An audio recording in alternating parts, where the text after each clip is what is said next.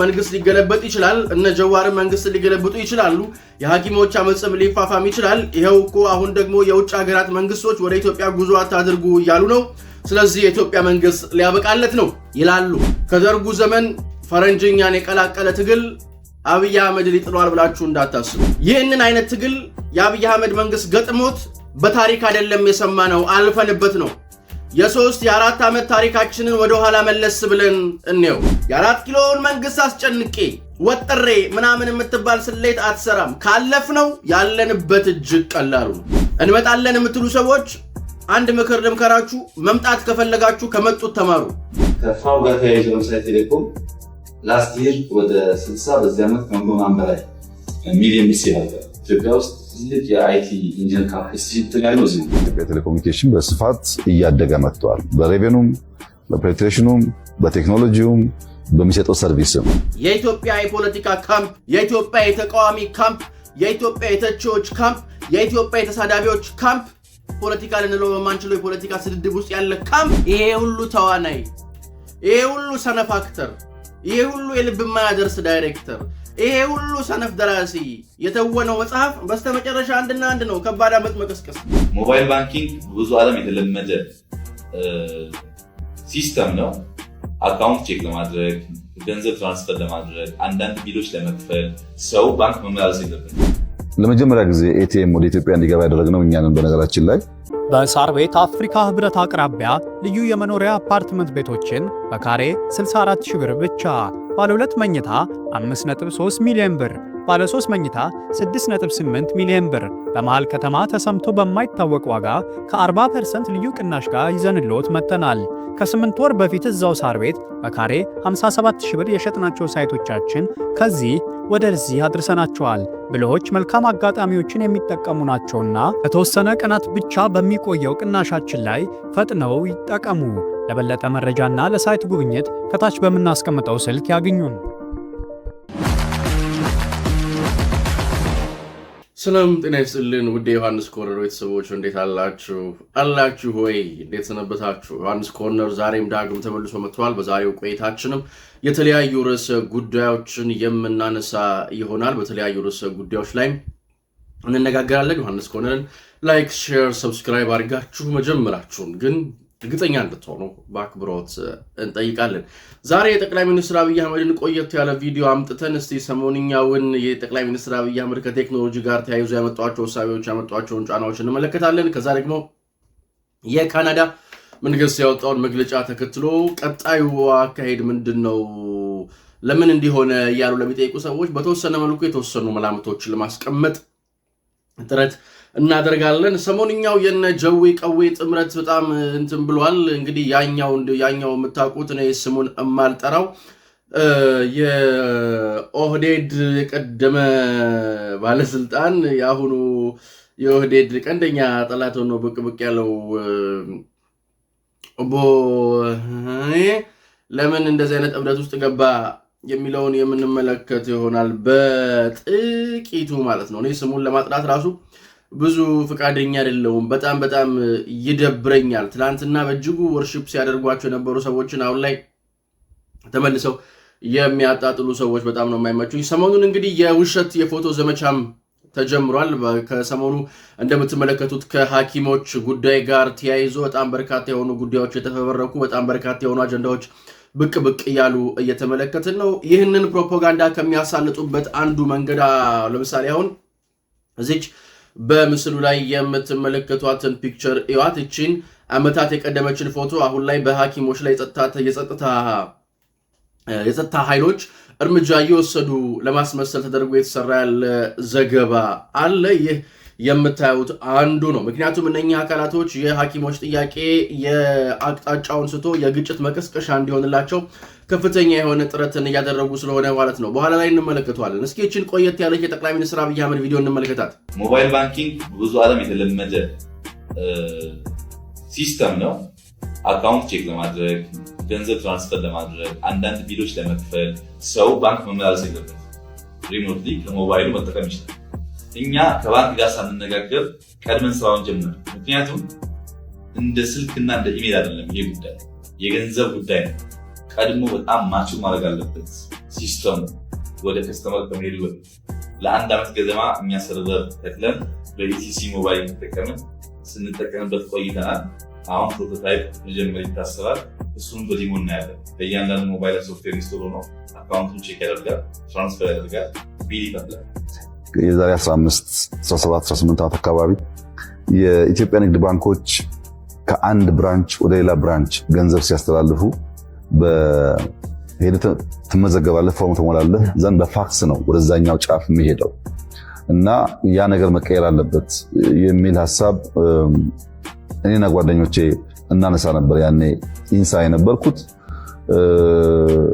ለመጀመሪያ ጊዜ ኤቲኤም ወደ ኢትዮጵያ እንዲገባ ያደረግነው እኛ ነን። በነገራችን ላይ ፋክስ ቀርቶ የኢትዮጵያ ንግድ ባንክ ከብራንቾቹ ጋር በዋይድ ኤሪያ ኔትወርክ ተገናኝቶ ኮሙኒኬት ማድረግ እንዲችል የሚያስችለውንም ኢንፍራስትራክቸር የገነባ ነው እኛ ነን። ብራንቾቻቸው በጣም ውስን ነበር። ብራንቹ በዋይድ ኤሪያ ኔትወርክ እንዲገናኙና በእነሱ መካከል ያለው ማንኛውም የዳታ ትራንዛክሽን በዲጂታል ፎርም እንዲሆን ያደረግነው ያ በራሱ ያስገኘው ጠቀሜታ ትልቅ ነው። ዛሬ 51 ሚሊዮን ሰው ገደማ በሞባይል መኒ ኢትዮጵያ ውስጥ ይጠቀማል። ኢኮኖሚያችንን ኢምፓክት እያደረገ ነው። ቢዝነሳችንን ኢምፓክት እያደረገ ነው። የሰዎችን ላይፍ እያቀለለ ነው። እንደዚህ ያለ ጠቃሚ ቴክኖሎጂዎችን ብሬስ እያደረጉ መሄድ ያስፈልጋል ብዬ በእጅጉ አምናለሁ። ከፋው ጋር ተያይዞ ለምሳሌ ቴሌኮም ላስት ይር ወደ 60 በዚህ ዓመት ከመንጎናም በላይ ሚሊዮን ሚስ ነበር። ኢትዮጵያ ውስጥ ትልቅ የአይቲ ኢንጂነር ካፓሲቲ ያለው እዚህ ወደ 800 አካባቢ ኢንጂነሮች አሉ። ትልቅ የዩኒቨርሲቲ ስብስብ ያለ አሁን ኃይል እየጨመረ ነው። በጥቂት ዓመታት ወልታ ውስጥ 2000 እንደርሳለን ብለን የሰራን ነው። የኢትዮጵያ ቴሌኮሙኒኬሽን በስፋት እያደገ መጥቷል። በሬቬኑም፣ በፔኔትሬሽኑም፣ በቴክኖሎጂውም፣ በሚሰጠው ሰርቪስም።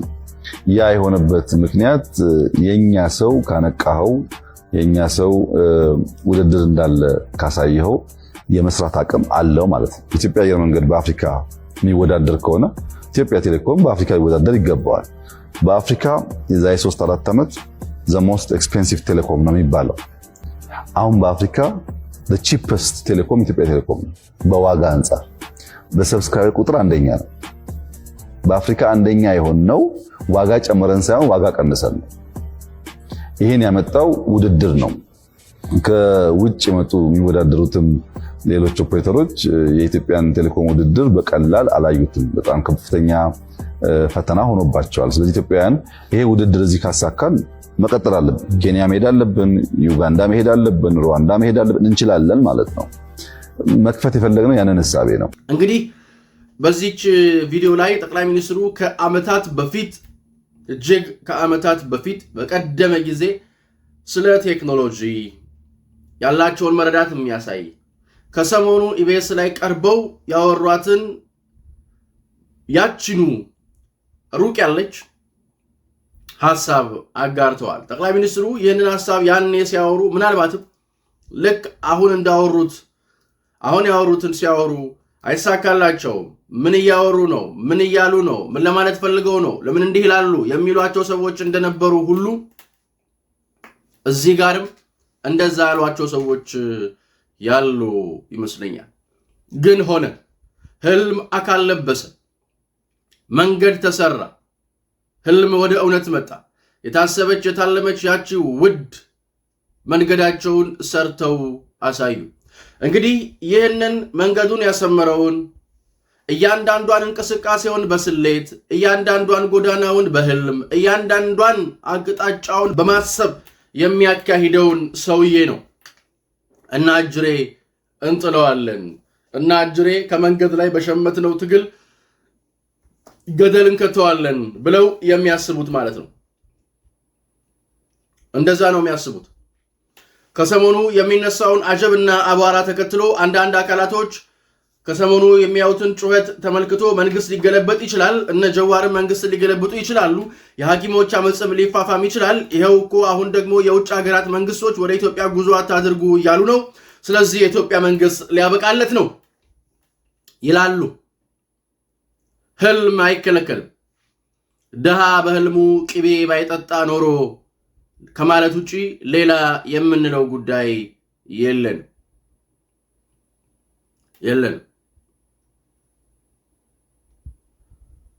ከንጉሱ ዘመን አብዶ ከደርጉ ዘመን ፈረንጅኛን የቀላቀለ ትግል አብይ አህመድ ሊጥሏል ብላችሁ እንዳታስቡ። ይህንን አይነት ትግል የአብይ አህመድ መንግስት ገጥሞት በታሪክ አይደለም የሰማነው፣ አልፈንበት ነው። የ3 የ4 ዓመት ታሪካችንን ወደ ኋላ መለስ ብለን እንየው። የጸጥታው ምክር ቤት ከ10 ጊዜያት በላይ ስብሰባ ተቀምጦብን የሰከረ ዲያስፖራ በስቴት ሃውሱ ፊት ለፊት በዓለም መንግስታት ፊት ለፊት ባገኘበት አቅጣጫ ከጄኔቫ እስከ ኒውዮርክ ሀገሩን ሊያደቅ ኢኮኖሚዋን ሊያንኮታኩት የሚችል ማዕቀብ ሁሉ እንዲጣል ሲሰለፍብን የምንረሳው ጉዳይ አይደለም። ከሲኤንኤን እስከ ቢቢሲ በሐሰት ዘመቻ ሲያስጨንቁን የጠቅላይ ሚኒስትር አብይ አህመድ የእጅ ስልኮች ማረፊያ አዘጋጅተንልሃል ለምን አትሰደድም በሚሉ አሳቢ መሳይ የገንፎ ስንጥብ የሀገራት መሪዎች የተጨናነቀበት ጠቅላይ ሚኒስትሩ ወደ ዩናይትድ አረብ ኤምሬትስ ወይንስ ወደ ዚምባብዌ ወዴት ይሄዳሉ የሚለውን ጥያቄ ለመመለስ ሰዎች ቁማር የተያያዙበት ጊዜ ነበር። አብይ አህመድ ወደ ዩናይትድ አረብ ኤምሬትስ ያቀናበታል በተባለው ማግስት ሰውየው ጋሽና ግንባር ሄደ። ዚምባብዌ ሲጠብቁት አሳይታ ላይ ተገኘ። ዚምባብዌ ላይ ሲያስቡት በአፋር ግንባር ብቅ አለ። ዱባይ ላይ ሲያስቡት በጋሽና ግንባር ወጣባቸው። አሁን በአንድም በሌላ በዚህችም ተባለች በዛች የ4 ኪሎን መንግስት አስጨንቄ ወጥሬ ምናምን የምትባል ስሌት አትሰራም። ካለፍነው ያለንበት እጅግ ቀላሉ ነው። ብዙዎች እንደዚህ ጊዜ ጠቅላይ ሚኒስትር አብይ አህመድ መንግስት ውጥረት ውስጥ የገባ አይመስላችሁም? እንደዚህም ሆኖ አያውቅም ነው ያሉ። እንደዚህም ጊዜ የጠቅላይ ሚኒስትር አብይ አህመድ መንግስት ረግቶ አያውቅም። 2 ቁራ ጮኸ ብለህ ትፈራለህ እንዴ? 2 ቁራ አለቀሰ ብለህ እየየ ትላለህ? መጮህ የለብህ። አሁን ማርክ ማይወርድ ከሳምንትም ከ15 ቀንም ከወርም በኋላ ምንም ሳይቀየር እንዲሁ ያለቀሱ ታያቸዋል። የአሜሪካ ኤምባሲን መግለጫ አትርሱት።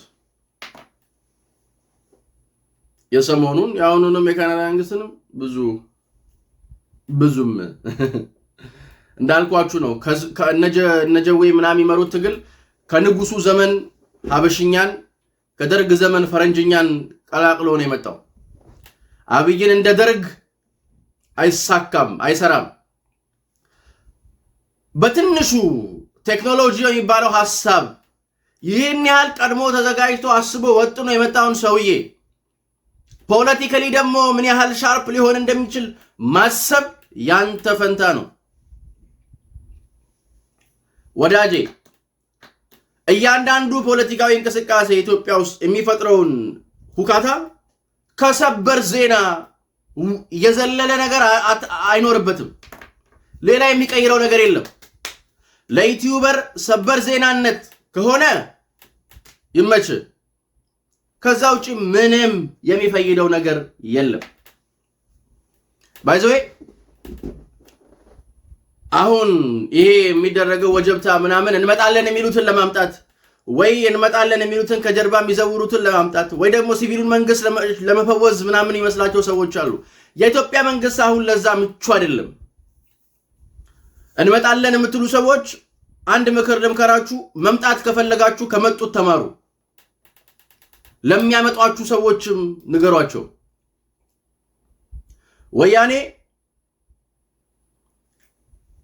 2 ነው 3 ዓመት ሙሉ በሶሻል ሚዲያ አሁን እነዚህ ሁለቱ ቁራዎች ታይፎይድ እና ታይፈስ የሚያደርጉትን ሲያደርግ ነበር። ሲንጫጫ ሲያለቅስ እየየ ሲል አልሆነለትም። በሱ መምጣት አልቻለም። ጫካ ገባና ተኮሰ፣ አልሆነለትም። እንደዛም አልመጣም። ጠረጴዛ ላይ የተቀመጠ ጊዜ ትንሽ መንገዱ ቀለለለት እና መምጣት ከፈለክ ከመጡት ተማር። አሁን ደጭ የሚልበት የ4 ኪሎ መንግስት ያለ አይመስለኝም። እኔ የምሬን ነው፣ በእውነት የምሬን ነው። ስራ ላይ ነን። ስራ መፍትሄ። አሁን ሐኪሞች እንትን ይላሉ፣ አመጽ ይቀሰቀሳል። እኔ እርግጠኛው ነኝ እነግራለሁ፣ ማንም ስራ የሚያቆም ያለ አይመስለኝም። እናየዋለን፣ እንመለከተዋለን። ይህችን መናበብ ይህችን ጉዳይ ለምን እንደሆነች እናውቃታለን። እቺ ጥያቄ ከየት እንደመጣች አሁን በግልጥ መታየት ጀምራለች።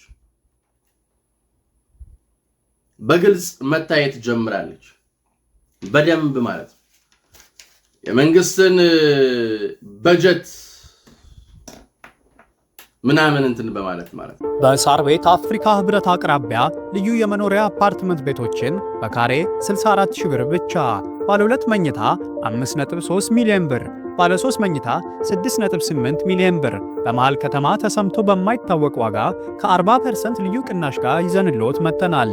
ከ8 ወር በፊት እዛው ሳር ቤት በካሬ 57,000 ብር የሸጥናቸው ሳይቶቻችን ከዚህ ወደዚህ አድርሰናቸዋል። ብልሆች መልካም አጋጣሚዎችን የሚጠቀሙ ናቸውና ለተወሰነ ቀናት ብቻ በሚቆየው ቅናሻችን ላይ ፈጥነው ይጠቀሙ። ለበለጠ መረጃና ለሳይት ጉብኝት ከታች በምናስቀምጠው ስልክ ያግኙን። እኔ በኢትዮጵያ ተቃዋሚ ኃይሎች ውስጥ አብሮ እየተነዳ ላለ የአገሬ ዜጋ ምነግረውና ለመናገር የምፈልገው አንድ ጉዳይ አንድና አንድ ብቻ ነው። የኢትዮጵያ የተቃዋሚ ሜዳ፣ የኢትዮጵያ የፖለቲካ ሜዳ እስከ ሞት የምትታመንለት አይደለም። ትግላቸው እስከ ፕራዶ እስከ ቪኤት ነው። ያገኙ ቀን ይረሷል። የኢትዮጵያ የፖለቲካ ካምፕ፣ የኢትዮጵያ የተቃዋሚ ካምፕ፣ የኢትዮጵያ የተቺዎች ካምፕ፣ የኢትዮጵያ የተሳዳቢዎች ካምፕ፣ ፖለቲካ ልንለው በማንችለው የፖለቲካ ስድድብ ውስጥ ያለ ካምፕ እስከ ሞት የምትታመንለት አይደለም። ጨርሱኑ ማለት በየትኛው መለኪያ በየትኛው መስፈርት እስከ ሞት አንታመንለትም። አሁን የሚደረገው ትግል እንዳልኳችሁ ሀበሽኛን ከፈረንጅኛ ቀላቅሎ ኢትዮጵያዊውን መንግስት የመነቅነቅ ነው። ወዳጄ እኛ የባህር በር የሚል አጀንዳ አለን። ከዚህ ሁሉ ጀርባውን የሲሲ የሻዕቢያ ምናምን አጀንዳ በሽ ነው። ውሻ በቀደደው ጅብ ይገባል። ግን ጅቦቹም ቢገቡ እኛም ቤት እሳት አለ። ቡዳ ቤት ሰላቢ ገባ ነው የሚሆንባቸው። ከዛ ያለፈ ነገር ምንም አይፈጥሩም። ቡዳ ቤት ሰላቢ ገባ ነው የሚሆንባቸው። ህዝባዊ አመጽ መንግስት ይገለብጣል። ይህን ህዝባዊ አመጽ ሊያቀጣጥልና ህዝባዊ አመጽ እየመጣ እንደሆነ ምልክት ሊሰጥ የሚችል የሆነ መግለጫ የሆነ እኛ የምንወደው ወይ እኛን የሚወደን የሆነ ሀገር መንግስት ያወጣልናል የምትል ሐሳብ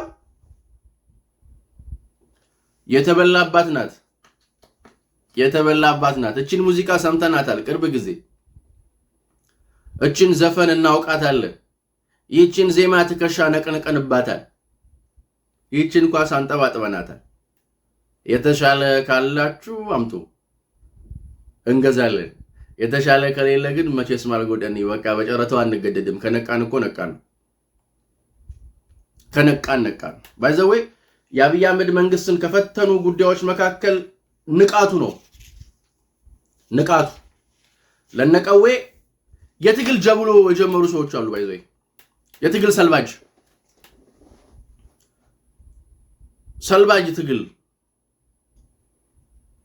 ትግል በቃ ሰልባጅ ያገኙትን እየለቃቀሙ ገራባ መልቀም ይዘዋል። የእብድ ፖለቲካ ባይ ዘ ዌይ እብድ ያገግማል እንጂ አይድንም ይባላል።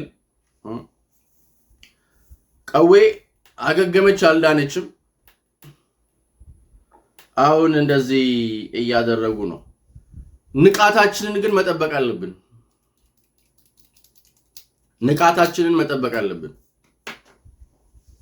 የባህር በር ጨዋታችንን፣ የህዳሴን ግድብ ጨዋታችንን መቀጠል አለብን። የሚነቀነቅ መንግስት የለም።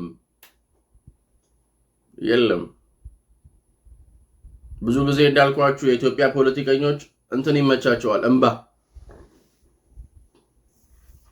ሲርበተበት ከንፈርሽ፣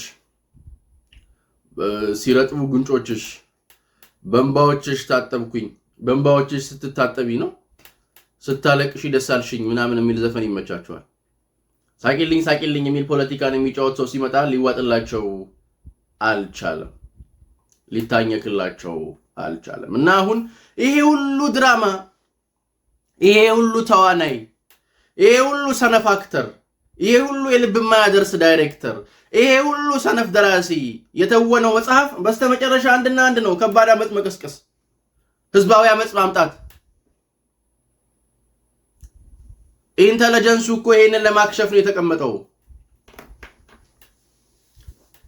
እነኚህ ሰዎች አንድ ያልገባቸው ነገር ህዝባዊ አመጽ ለመቀስቀስ ህዝብ የማምነው የፖለቲካ መሪ ያስፈልጋል። አይደለም ህዝብ ሊያምናቸው ራስ በራሳቸው የማይተማመኑ ፖለቲከኞች ናቸው እንትን ብለው እንትን የሚሉት። ኧረ እንደው ጥርሳችንስ ልማዱ ነው። ለምንድን ነው አይናችንን የምታስቁት? መከራችን አየን። በዚህ ሰዓት ብልጽግና ስራውን ነው መስራት ያለበት። በደንብ ስራውን መስራት አለበት። የያዛትን መንገድ ይዞ መቀጠል፣ አድምቶ መቀጠል። አሁን ነው መጠንከር። እንደውም አሁን ነው በደንብ የሆኑ ፕሮጀክቶችን ምናምን መመረቅ፣ ቆንጆ ያለቁ ፕሮጀክቶችን ይዞ መምጣት አሏ። በቅርብ ደግሞ ህዳሴ ይመረቃል ተብሏልና ህዳሴ ከመመረቁ በፊት በህዳሴ ድልድይ በኩል አሻግሬ እነ ዘሜ ጭሱን ይዤ እመጣለሁ ብላ የምታስበው እቺ እንትን አይሆንም፣ አይሳካም። እና ሰሞኑን የምናየው ድራማ፣ ሰሞኑን የምናየው ተውኔት፣ ሰሞኑን የምናየው ጩኸት፣ ሰሞኑን የምናየው ጫጫታ አብዛኛውን ይህ ነው። በቃ አብዛኛው ይሄ ነው። ሌላ ምንም የተለየ ጉዳይ የለውም። የተለየ አመክንዮ የለውም። የተለየ ሐሳብ የለውም። ስለዚህ ብዙ ጆሮ አትስጡት። ያታለፈበት የተኖረበት የሚታወቅ የተነካ የተዳሰሰ በደንብ የሚታወቅ ጉዳይ ነው። በደንብ የሚታወቅ ጉዳይ ነውና እነኝን ሰዎች ነቅተናል፣ ባነናል፣ ከባነንን ደግሞ አንገደድም፣ አታስጨንቁን፣ አስጨነቃችሁን ብለን ነው ማለፍ ያለብን። ምክንያቱም ከነገረ ኢትዮጵያ እስከ ነገረ ትግራይ ብለው የከተማ አመጽ መጥራታቸውን ሰሞኑን አትርሱት። እነ ልደቱ አያሌው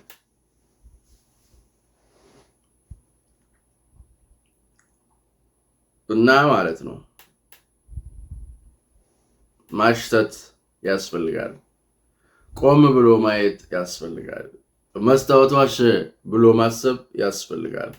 ከዛ ያለፈ ብዙ ትግል፣ ከዛ ያለፈ ብዙ ውጤት፣ ከዛ ያለፈ ብዙ ሐሳብ ይኖራቸዋል የሚል እምነት እኔ በግሌ የለኝም ነው የምለው። እና ይሄ ከንጉሱ ዘመን ሀብሽኛን ከደርግ ዘመን ፈረንጅኛን የቀላቀለውን የሰሞኑ ጩኸት ብዙ አትደንግጡለት። የሚነቀነቅ የሚፈራ የለም። በዚሁ እንደጸና፣ በዚሁ እንደቆመ፣ በዚሁ እንዳሸነፈ የሚቀጥል ግን በዚህ አለና ከዛ የተለየ ብዙ አትበሉ።